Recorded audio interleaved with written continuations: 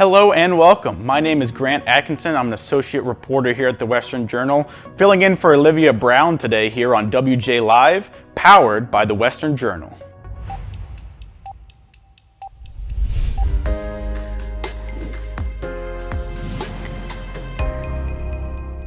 Today is Thursday, September 8th, and it's a very special day because it is the return of football. NFL football is going to be back tonight, and that actually has to tie in to our first story, which is about a high school football player named Caden Clymer. He was all set to start the season. He was ready for his football season to start, but on August 1st, he started feeling some intense pain in his legs. He ended up having to get sent to the hospital, and they found some massive blood clots in his legs. His mom said that they swelled up about 4 inches in diameter, and it was really just a crazy story as what he thought was going to be a normal football season turned into what could have been even more of a disaster. Luckily, it seems that he's going to be okay now. But we've got a clip here. We'll go ahead and show you that. It started on August 1st. His dad took him to the emergency room. He was having severe pain in his back and legs. I was a bit confused because I didn't know really what was happening.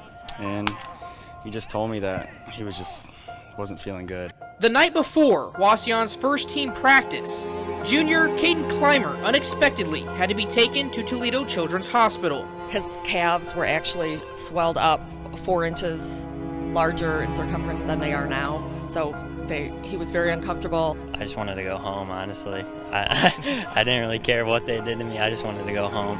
Full of pain and uncertainty, Clymer received word that he had blood clots in his legs. I was really sad. I was crying and I was upset because I've played football my whole life and I just want to play with my friends. 6 feet of blood clots were removed. It's honestly heartbreaking to see something like this, to see a young kid who's just excited to play football. He's excited to get in there and get the season started, and then he has to go to the hospital and get these blood clots removed. Kind of just came out of the blue. It's not something he had experienced before, like his friends and his mom was saying. Sadly, this isn't really an isolated story. This is something that we've seen an increased number of cases in the past few years, or even in the past few months, mostly the last year or so. We have some clips of local news outlets kind of talking about other people who have gone through similar issues with blood clots. So we're going to go ahead and play a montage for you here. See if you notice any sort of common thread with these reports. We are hearing from his mother. She spoke with ABC4's Nick McGurk, who joins us live just outside of Corner Canyon High School. Nick, what did she have to say? She says her son, Everest Romney, is 6'9" tall. He's a 17-year-old, as healthy as you could ever imagine. At 6'9", he plays basketball for Corner Canyon High.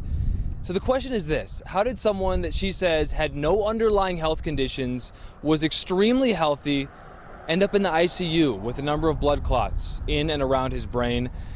Everything we're about to tell you is based on what his mother told me over a Zoom call just minutes ago. Let's talk about the timeline here. On April 21st, 17-year-old Everest Romney got his vaccine shot. This was his first shot. The next day, he complained of a sore neck, had swelling in his neck. A few days later, Everest couldn't even move his neck because of the swelling without literally putting his hands on his cheeks or on his head to move his neck. The COVID vaccine by Johnson & Johnson is on pause after a few rare cases of blood clots. A young woman now hospitalized in California may be such a case. 18-year-old Emma Berkey was flown from Nevada for care at Loma Linda Hospital after 3 brain surgeries for blood clots. I don't know about you, I don't really see any common threads in those stories. It seems like 2 just completely random cases of someone who is extremely healthy with no underlying conditions just getting blood clots. It seems pretty clear that this just is something that happens in the world. I don't think we should be asking any questions. It's clearly obvious that blood clots just occur in healthy young athletes. No other reason that would happen. Our second story that we have today, Governor Ron DeSantis. So California has been going through what some may call a crisis. So they have been one of the champions of electric cars. They've been one of the champions of alternative energy, which we know has problems, such as wind and solar turbines sometimes don't generate as much power as a state may need to stay powered for all of their institutions, all the houses, everything that they have. And so we kind of knew this already. California is learning it the hard way.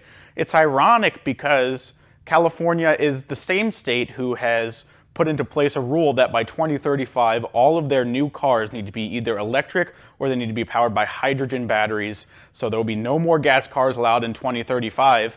But at the same time, they've been coming out saying this week that they don't have a lot of power. Their power grid is very strained. And so if you could please don't charge your car during the day. If you could just charge it at night or early in the morning, go ahead and do that, because they don't have a lot of power. It's kind of the state of affairs that we're seeing across the blue states in the country, is that the government is going to tell you what to do and you are not to ask any questions about it. At the same time, California, it's struggling to even keep the lights on, keep the air conditioning on in many of its houses, many of its buildings. A lot of the politicians there have been coming at Florida, which has been one of the most successful states in the country in the past few months. Ron DeSantis, who's running for re-election there, he's the governor, actually released an ad this week of people talking about how thankful they were to him for the way that he responded to the COVID-19 pandemic, the way that he refused to shut down his economy, and the way that there are now more jobs in Florida, more people employed than there were before the pandemic. And that's thanks to Governor Ron DeSantis' incredible leadership, honestly. But California, in much worse shape, but they think that they, for some reason, have fuel to attack Florida. Governor Ron DeSantis was not going to let that go unnoticed, and so he addressed it yesterday. We're going to show you a clip here. You hear all this stuff. I mean, I hear a lot of people chirping about Florida from like California. They're so worried about Florida, they can't even keep the power on in California. I mean, are you kidding me? Someone told me that they will be able, once all the people that want to move to Florida move out of there, then maybe they'll have adequate power. But I mean, it's just ridiculous. And so, we've been able to do that. Part of it, though, is just, we stood for people's rights, we stood for people's freedoms, and obviously the state has done very well. We have more people employed in Florida than we did prior. Ron DeSantis is absolutely correct here. I mean, as we just discussed, California lost tons of jobs, tons of small businesses had to close because they shut down. We heard countless stories of small restaurants, small businesses having to close because California said, you can't be open, we're not going to allow people to go out. So they lost jobs. Now they have a power crisis because they've switched so quickly to this alternative energy that is not set up to run an entire state yet, and they've been moving away from gas and other oil, gas, all these kind of products that can provide energy. They've been moving away from it so quickly that they have now left themselves in a precarious position where they don't have enough power to even power most of the things in the state. They can't charge their cars. You had Governor Newsom coming out yesterday asking people to not turn on their air conditioning after 4 p.m. to save power. So what they want you to do here is they want you to sit in a hot house. They want you to not drive. They want you to do all these things in the name of climate change, in the name of,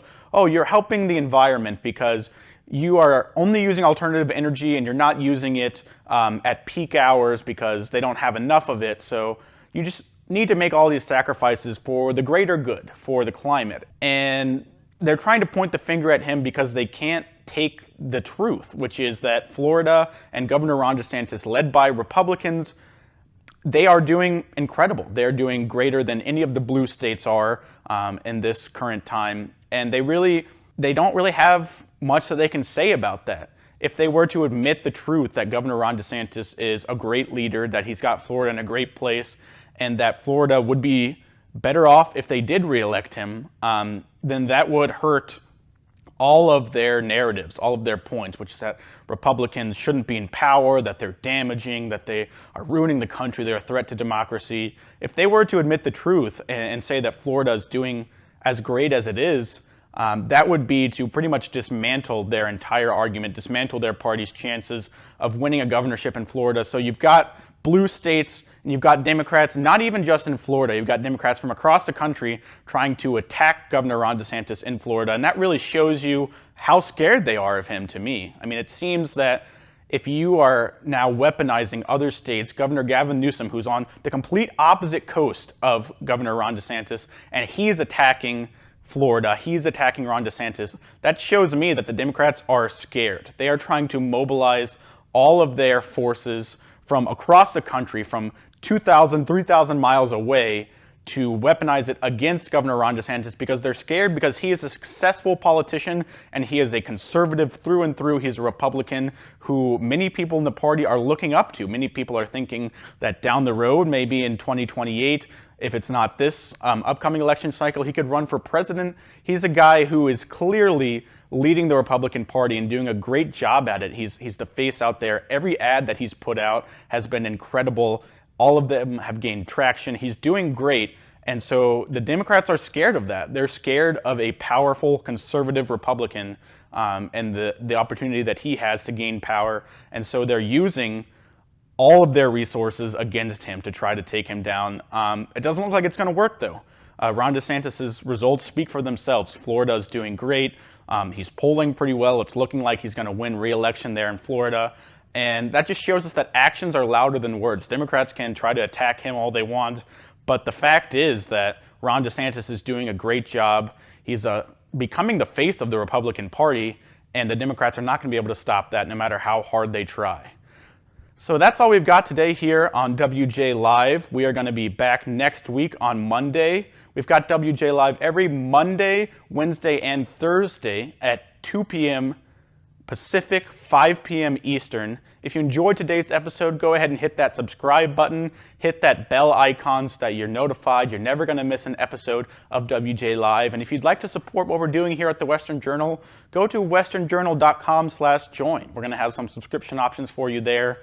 And that supports us so we can continue doing the journalism that we're doing. We can continue exposing the lies from people like Governor Gavin Newsom and continue telling you what a great job Governor Ron DeSantis is doing in Florida. So if you want to keep hearing those stories, you want to support what we're doing, please go there. Thanks for tuning in. Everyone have a great weekend, and we'll see you next week.